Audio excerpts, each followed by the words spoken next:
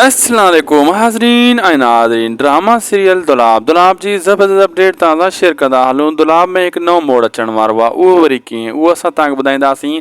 दोस्तो, मंसूर ख़ान पंहिंजी तनज़ीम जो ऐलान करे छॾियो आहे। जेका तनज़ीम हुनजी शहदाइनि ते मुकमिल आहे, मुतमइन आहे, ऐं जेका हू हक़ सच जे लाइ विढ़ण जे लाइ तयारु आहे। यानी हथियार खां बग़ैर माण्हुनि खे सम्झाइण जे लाइ हू दर दर वेंदी। यानी की हाणे मंसूर ख़ान ट्रेन कंदो पंहिंजी तनज़ीम खे घुरायो अथईं ऐं उन्हनि खे मैसेज ॾेई छॾियो अथईं। अञा उन्हनि खे सम्झाईंदो त हर ॻोठु हर बस्ती वञो ऐं सम्झायो माण्हुनि खे, उन्हनि में शऊर पैदा कयो, उन्हनि खे पंहिंजे हक़नि जे लाइ विढ़ण जे लाइ शऊर उन्हनि जो जॻायो। ऐं इहा टीम जेकी आहे मंसूर ख़ान जी, बिल्कुलु ईअं ई कंदी, इन सुतल क़ौम खे जॻाइण जी पूरी कोशिशि कंदी।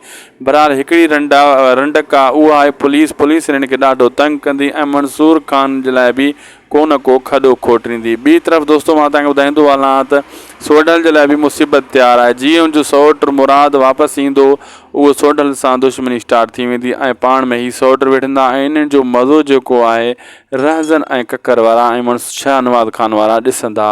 ऐं शाहनवाज़ ख़ान चुप कोन करे वेंदो, सोडल जे मथां हथड़ो फेरींदो जीअं हू मुराद सां भली विढ़े।